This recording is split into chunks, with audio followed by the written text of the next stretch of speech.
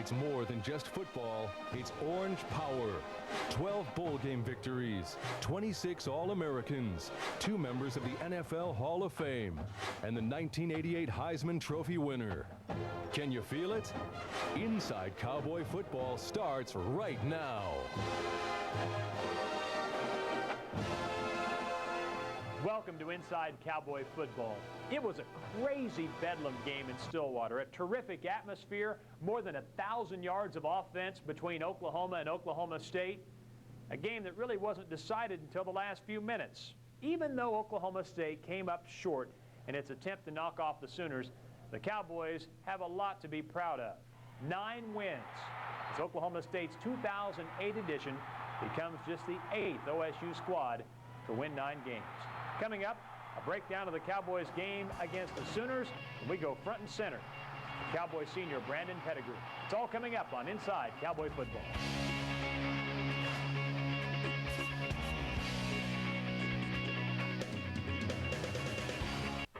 You're watching Inside Cowboy Football. We're back on Inside Cowboy Football and joined by Oklahoma State head coach Mike Gundy as we first look at the first half highlights and sort of cover some of the themes of this game. You know, the thing was, the Cowboys, your team threw an interception in the on your first possession, but even though OU scored 61 points, the defense early in the game got a lot of stops. The defense played better than the score is going to show. We gave them a short field on an interception. They got a short field on a long return. In the first half, they played very well. There were a couple plays that could have gone our way that went their way.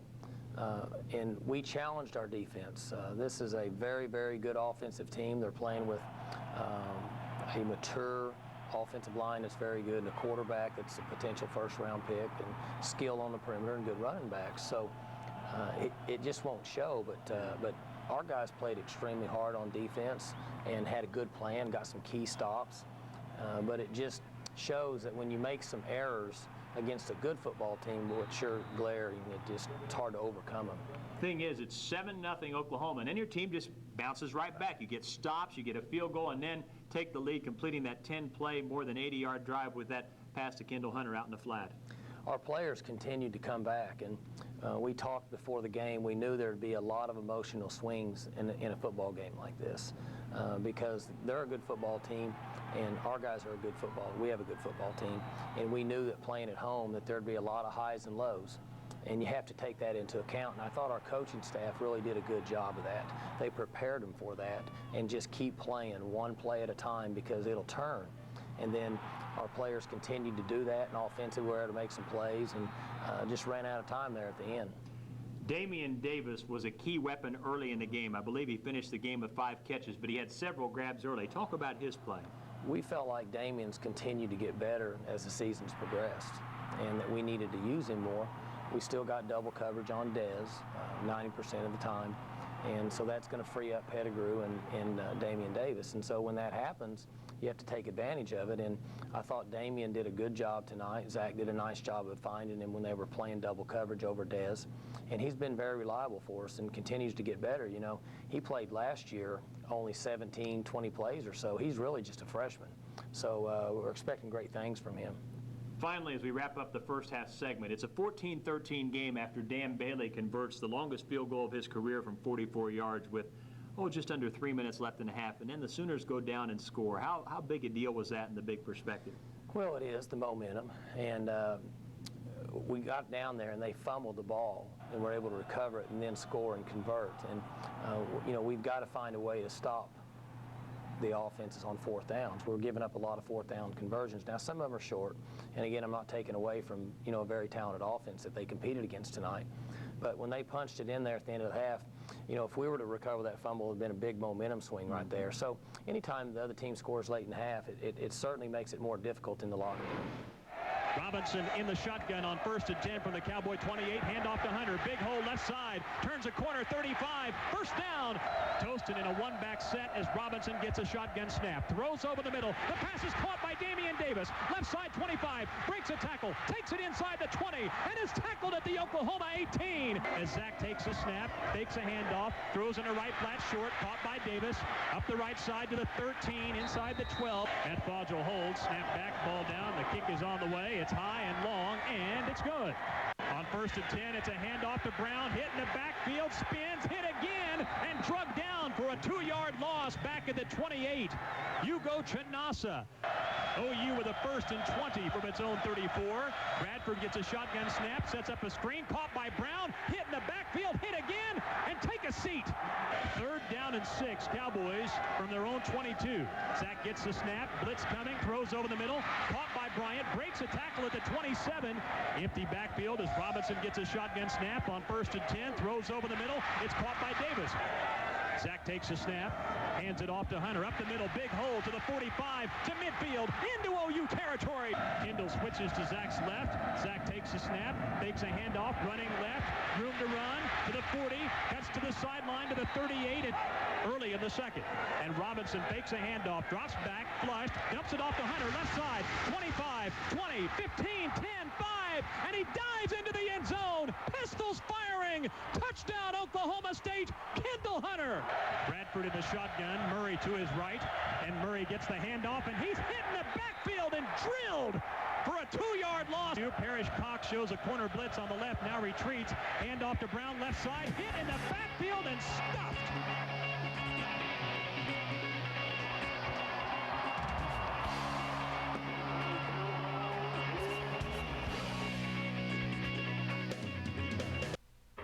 You're watching Inside Cowboy Football. We're back on Inside Cowboy Football. Barry Sanders' season for the ages ended on a grand note. Oklahoma State blasted Wyoming in the Holiday Bowl in San Diego, and Sanders delivered one last look of greatness. Here's a look back. Well, you know, Holiday Bowl, it was a good experience for us. Playing Wyoming, who was 11-1, we were going to beat Wyoming. I mean, we thought we had played them the year before out there, and so they couldn't tackle Sanders and Thomas, but they were pretty good offensively. And again, we, with our limitations defensively, but we still felt like we would win the ball game. When they hung in there with us for about a half, I think it was about 17-3 or something at the half, and then, you know, he just completely erupts. They hadn't stopped him in the first half either, but all of a sudden. And, you know, it's a track meet. I mean, it's literally a track meet. I remember, again, at some point, we got him out in the 3rd quarter, and somebody asked him, said, "You had enough of this?" "Yes, sir." Goes there and sits down, and we just get the game wrapped up and get on out of there. But, you know, when people, again, that hadn't seen much of him, you probably still wondered, well, who is this guy? I mean, what's going on? Is this guy this good? Then he goes out there and rips him for 5 touches and 222 yards in, say, 2.5 quarters. And, I mean, it was an exclamation point. I don't think anybody that had any doubt about or thought this might have been a fluke or anything else really witnessed, again, a total offense, a really good football team, because we drilled them big time, played pretty good defensively, and just ripped up and down the field. Yeah, he played tremendous. Wyoming had come into that game, I believe, at either 10 or 11-1 was their record. And there was a lot of talk about it being a very good game and it could be a close game. But we had seen on tape for the last 3 weeks prior to the game that they were going to have a difficult time corralling him. We knew once we got into the game and got the ball to him that they'd have a difficult time getting him down, which is what happened. They started to put a lot of guys up close to the box to stop the run, so we were able to throw the ball over their heads. Again, I bring up Hartley Dykes, had a tremendous game receiving the ball, but they really had a tough time tackling him, and he didn't play much past the middle of the 3rd quarter in that game either.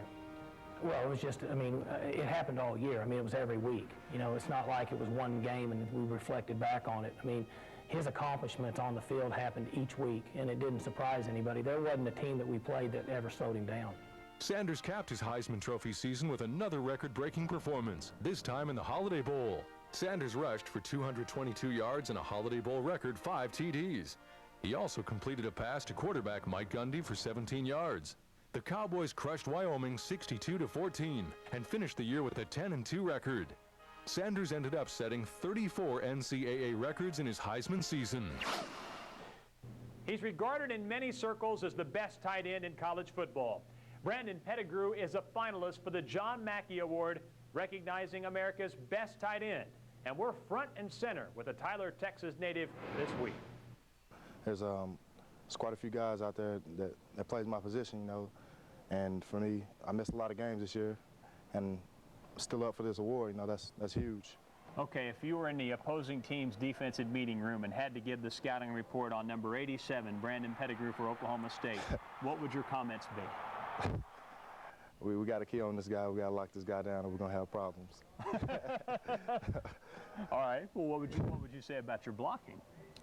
I think I'm a pretty good blocker. You know, everybody. It's not just for me. You know, my coaches. You know, they think that I'm a pretty good blocker. So you know, I'd probably have to tell them we have to key on that. You know. What's it mean to you to go out with the kind of season that this team has had, and which may go down as one of the great seasons in Oklahoma State history? What's it mean to you? That means a lot, you know, because I've been here when, you know, when the coaching changed and we didn't win very many games at all. You know, that didn't feel good. You know, and to come back and win 9 and working on number 10, you know, that's huge. That's good to be a part of that. Coach Gundy just raves about your attitude. How did you grow to love this game so much? I know it's just fun. I like. I guess I'm just a competitor. You know, I like competing, and it's just fun for me to be able to come out here every day and compete. If you had to write a paragraph on yourself that you want people to say, that's what I'd like for people to remember me as a player here, what would you write down? You know, just that he was an overall good person, you know, and he knows how to hold himself well, and he's always had a great attitude about things. Brandon Pettigrew, a finalist for the Mackey Award, recognizing the nation's best tight end. Can you sum up what he's meant to your program? Well, it's really hard because what he means to our program behind the scenes has been awesome. He's been such a great leader in practice, his work ethic, just his toughness, what he's been able to instill into the younger players and what football is all about. And I've said this many times, so I'm repeating myself a little bit, but he's a true warrior. The guy likes to play football. It could be 10 degrees or 110 degrees. Doesn't make a difference to him. He likes to play football, and those guys are hard to find, and we're going to miss him. I'm just looking forward to another game in the bowl with him, and he's close to graduating.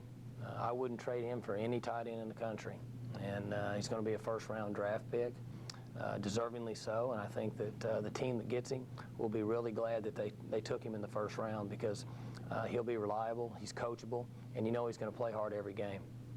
Still to come, second half highlights when Inside Cowboy Football continues after this. Down the right sideline, midfield. He may go all the way. Cox 25-20. Good night, Vienna. We're back with Oklahoma State head football coach Mike Gundy following the Cowboys game against Oklahoma. You start the second half, take the ball right down the field and score. Talk about what went on in the locker room, the things maybe you saw that you could take advantage of as you worked it down the field. Well, our offensive staff, those guys have done a nice job at halftime of putting together a 8 or 10 play drive to start the second half with. And everybody just has to relax, find where we're at in the game. We were in great shape and just put a drive together because it's very important to start the half with momentum, especially since they had scored at the end of the half. And our offense has done a nice job of that. And defensively, we've played well early in the third quarter. He's a little different tonight with these guys, but it was nice to go out there and go right down the field and score. Okay, you score and it's 21-19, and you go for the 2 points, and then just a crazy thing happens. Talk about that, but also, had you pretty well decided if you scored early, you'd go ahead and go for 2 and try to tie, and did you give any thought at all to kicking it? Well, we felt like that when it was a 2-point game like that, that they were going to score some more points. You know, we had confidence in our defense, but, you know, you have to look back at what they've done this year, and so that for opportunity for us to catch them at that time, we thought was important, and that's why we did that. And those are decisions that are made before. And it was just unfortunate that the ball got knocked out of his hands, and so not only were we not able to convert, but we also gave them 2 points. And then we go back and look at the next series for Oklahoma. You have them 3rd and long. And then for the second time in 2 games, ball tip goes right into a guy's hands, and in this case, it's a 73-yard touchdown. And then your team was able to bounce back from that, but that was a huge play in the game. Well, it really was, and sometimes those plays happen in football, and you'd like to be able to say, you know, they got a cheap one there, but you just can't. You just have to continue to prepare. Instead of tipping it, you got to catch it next time. But it was an unusual play, and if our team didn't have a lot of substance to them, I've been around teams that would have folded at that time and just said it's not our night. They've had a couple fumbles bounce in their arms, and we didn't get them. Now they've had a tip on 3rd and long for a touchdown.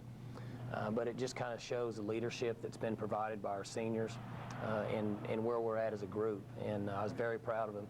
They continue to just play one play at a time and keep fighting back. Boy, there's no doubt about that. You come back on 4th down on the next series, Zach Robinson on an option play goes 31 yards for a score. Every time they had a response, your team had a response until the very end, when obviously when you're trying to play catch up from 2 scores down, it's difficult. But as you said, obviously felt good about how those guys just kept making some plays to hang around. They did, and it took the group. You know, it took everybody as one. The offensive linemen rallied. Nobody flinches. That's what I like about our team this year. We get in a difficult situation and something happens that's not as good for us and it's beneficial for the other team. The guys just keep fighting back, and I really enjoy that, you know, personally as a coach, to see guys that are willing to stay in there and fight. And as long as we do that, continue to get a little better every practice and get better every game, you know, it's actually another step in building our program. Final thought as we wrap up this segment. Your last score that made things really exciting, made it a 3-point game with 10.5 minutes to go.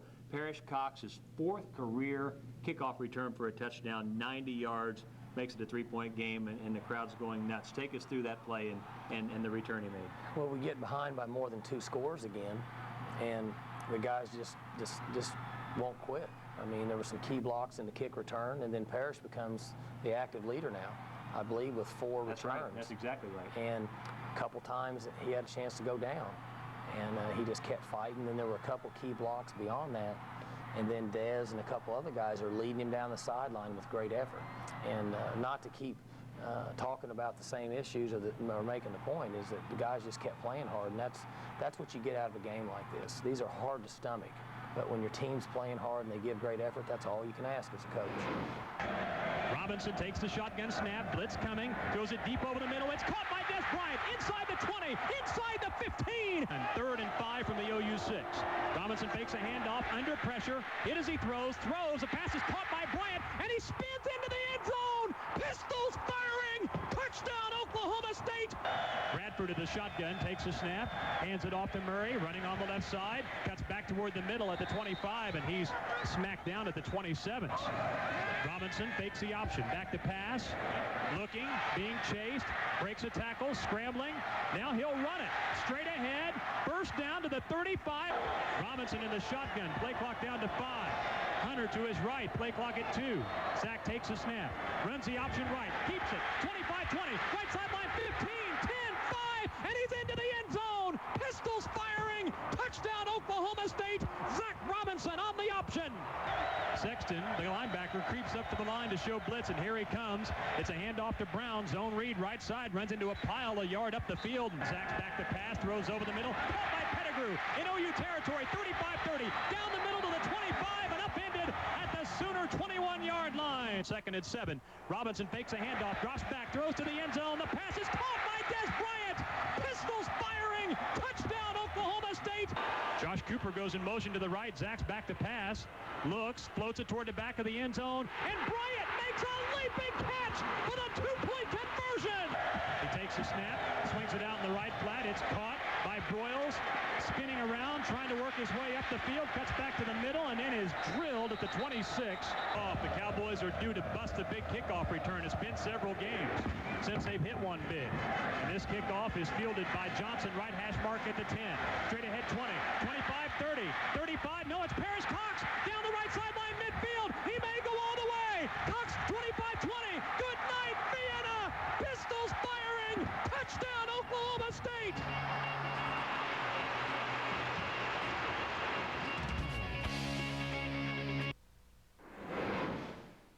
Back for a final time on Inside Cowboy Football. Your team, Coach, just the 8th in Oklahoma State history to win 9 games. If you're going to lose 3, I guess losing to number 1, number 2, and number 3 would be the ones to lose. Don't like to lose any of them. Yeah, you really don't. You know, I don't want people to get the wrong idea that, you know, we don't like to finish second in any game. And our goal, and I've said this preseason, is to put a team on the field on Saturday that had an opportunity to win every game in the 4th quarter. And we only fell short one time in that area. You know, we didn't have a chance at Texas Tech. But every other game we played, we had a chance to win in the 4th quarter. And college football is becoming more difficult with all the parity out there every year. And certainly in the Big 12 and what's happened in the South this year. For our team to play at a high level for 12 weeks shows the steps that we're taking. And as we talked about, you know, we're finishing up with our facilities. Recruiting's going very well. The attitude of the team, we have great continuity with our staff. just couldn't be more excited about the future of Oklahoma State football.